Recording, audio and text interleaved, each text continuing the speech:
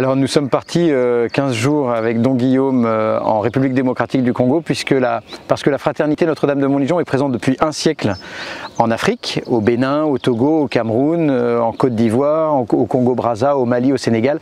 Et la fraternité de Montligeon s'est implantée dans les années 80 à Kinshasa, dans le diocèse de Kinshasa, et ensuite dans le diocèse de Boma et de Matadi. Et l'idée est de rencontrer les fraternités, de voir comment elles vivent, ce qu'elles vivent, de les encourager. Nous avons encouragé en particulier la fraternité de Kinshasa, avec aussi les encouragements du cardinal Ambongo, qui est l'archevêque de Kinshasa. Nous avons rencontré aussi le diocèse de Mbuji-Mayi pour parler de la fraternité et pour encourager l'implantation de nouvelles fraternités de Montligeon en RDC. Le diocèse de Mbuji-Mayi a un lien particulier avec le sanctuaire ? Oui, le diocèse de Mbuji-Mayi a un lien particulier puisqu'il est jumelé avec notre diocèse de C et que le sanctuaire est une réalité diocésaine. Et donc à ce titre, nous sommes allés rencontrer dans le cadre du jumelage le diocèse de Mbuji-Mayi, dans lequel il n'y a pas de fraternité de Notre-Dame de Montligeon pour l'instant, mais nous avons pu à la fois découvrir ce qui se vivait dans le diocèse de Mbuji-Mayi et aussi leur parler de la fraternité et peut-être de l'intérêt pour eux d'avoir des groupes de prière de Montligeon dans le diocèse. Et donc en fait, le développement des groupes de prière en Afrique s'est fait quasiment dès le début de l'œuvre. Quasiment dès le début de l'œuvre, effectivement, en 1923. C'est des personnes, donc des personnes sans doute des Européens qui en ont parlé à Porto Novo. Et puis ensuite, comme l'œuvre de Montligeon, la spiritualité de prière pour les défunts et de faire prier pour les défunts touche profondément le cœur de l'Afrique, parce qu'ils portent ça en eux, c'est dans leurs entrailles. Mais alors pourquoi justement ? Parce qu'il y a ce culte des ancêtres, ce respect des ancêtres, qui est très fort vraiment, et c'est magnifique de tout ce qu'il y a autour des ancêtres, le fait aussi pour eux de se dire les morts ne sont pas morts. Ça vient pas seulement du christianisme, mais la culture africaine a rencontré la révélation chrétienne qui a purifié parfois le culte des morts de ce qui n'est pas, de ce qui est parfois un peu magique, un peu sombre, un peu obscur dans certaines coutumes comme dans le vaudou.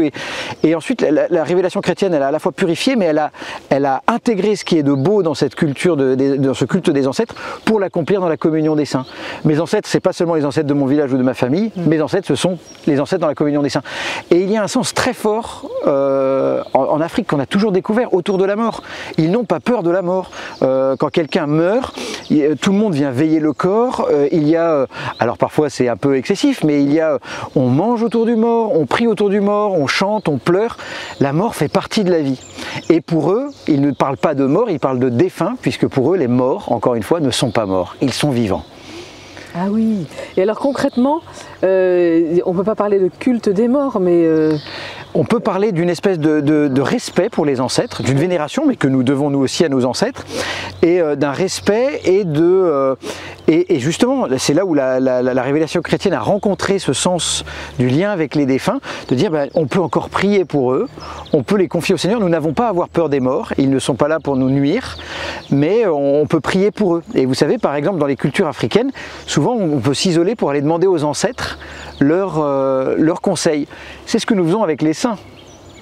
Donc, et en fait, c'est pour ça que la fraternité de Montligeon est très vivante, parce qu'ils ont un vrai sens des défunts, de la vie après la mort. Et de la communion des saints. Et de la communion des saints.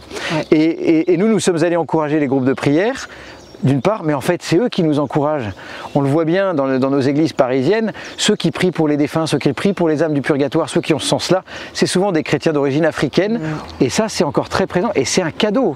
C'est un cadeau parce que c'est un cadeau pour l'Église, et il nous dynamise dans cette question-là, et il nous rappelle le fondamental, la résurrection du Christ. Et alors concrètement, comment les groupes de prière, donc en 1923, ça s'est diffusé comme ça, mais est-ce que ça a marché par le bouche à oreille, le développement des groupes de prière ? Oui, ça a été parfois encouragé par des aumôniers de Montligeon, mais ça s'est développé, c'est souvent porté par des laïcs courageux.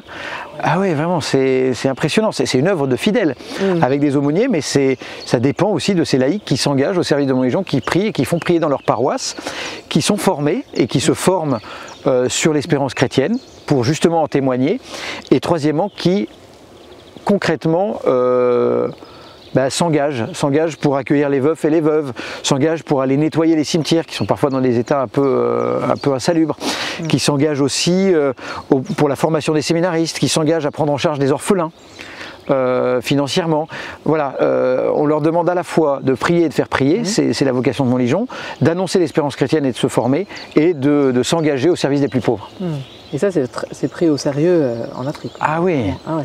Oui, c'est un engagement qui est fort. Je trouve, moi, que quand les laïcs s'engagent, ils ne s'engagent pas qu'à moitié.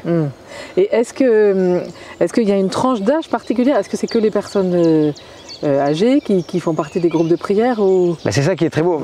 On rencontre à la fois c'est vrai qu'il y a plutôt des personnes âgées, des mamans, souvent des mamans veuves, enfin les mamans on les appelle mamans mais elles ont 65, des mamans souvent veuves qui s'engagent, mais il y a quelques laïcs, des hommes de 40 ans et puis plus jeunes parfois, des jeunes de 30 ans, et puis encore dans certains pays d'Afrique, les minimes qui sont des jeunes, des adolescents qui se retrouvent pour prier, pour faire prier pour les défunts et qui ont à la fois des temps de jeu comme un patronage, quoi.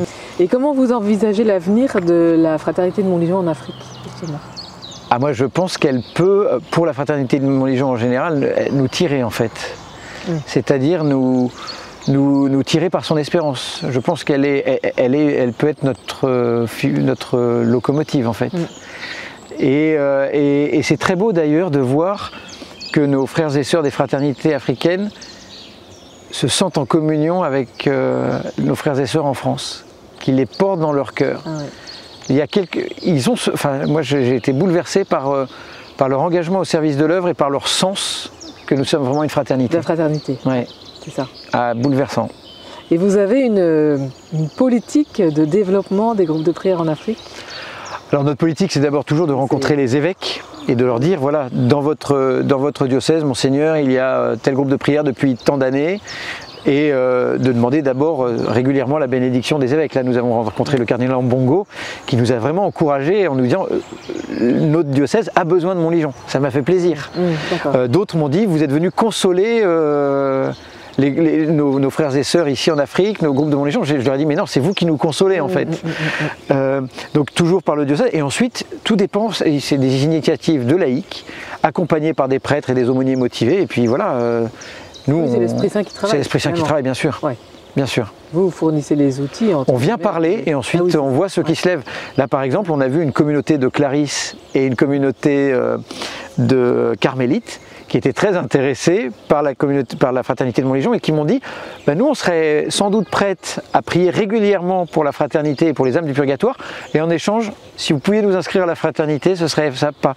Parce que c'est des échanges que je leur propose. Voilà, ça commence déjà par là. D'accord, ok. Oui, donc on est frères par-delà les frontières et par-delà la mer. Alors ça, on s'en est rendu compte dans un sanctuaire marial. Ah oui? Ah oui, moi ça m'a vraiment bouleversé devant la Vierge Marie de me dire, mais en fait Marie, elle est mère ici à Montligeon, elle est mère en France, mais elle est mère ici en Afrique. Et en regardant cette maternité de Marie, de me dire, mais vraiment, nous sommes frères et sœurs. Ah oui. Et ça, je trouve que pendant notre visite, nous l'avons. À un moment, il y a eu un vrai moment où je pense que nous, visiteurs et eux, hôtes, l'ont ressenti, et je vous avoue que c'est bouleversant. Ah oui. Ouais. Oui, c'est une préfiguration du royaume. C'est ça.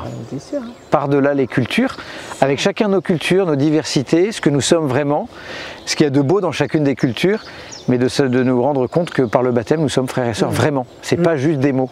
Oui. C'est pas un slogan. Ah ouais. Est-ce que vous avez observé une uniformité de la fraternité de Montligeon en Afrique? Alors l'uniformité sur les trois piliers, oui. La prière est faire prier pour les défunts, annoncer l'espérance chrétienne et se mettre au service des plus pauvres, oui. Mais ensuite, c'est vrai qu'on parle de l'Afrique, qui est un continent, mais chaque pays et même chaque région, chaque diocèse est une réalité propre, avec sa culture, avec sa diversité, avec sa langue. Donc là, on parle de Montligeon Afrique, mais Montligeon Afrique, c'est le Cameroun, et le Cameroun, il y a le diocèse de Bertoua, qui n'est pas le diocèse de Douala, il y a le Sénégal, qui n'est pas le Mali, qui n'est pas le Congo-Brazza n'est pas le Congo-Kinshasa, le Congo RDC, et en RDC, entre Boma et Goma, ou l'Isala, parce que là on a un groupe de prière, c'est des réalités qui sont vraiment différentes. Donc à la fois il y a la même manière de prier, enfin une uniformité, on est d'accord sur le socle commun de Montligeon, mais ensuite Mon Légion s'est développé en fonction des différentes cultures, des différentes langues, des pagnes qu'on porte, des attentions à telle ou telle pauvreté dans la cité. Et c'est ça qui fait la richesse aussi de l'œuvre de Mon Légion d'Afrique, c'est qu'elle est multivisage. Enfin, elle n'a pas qu'un seul visage figé. L'unité, effectivement, dans la diversité. Une église aux 1000 visages. Ah,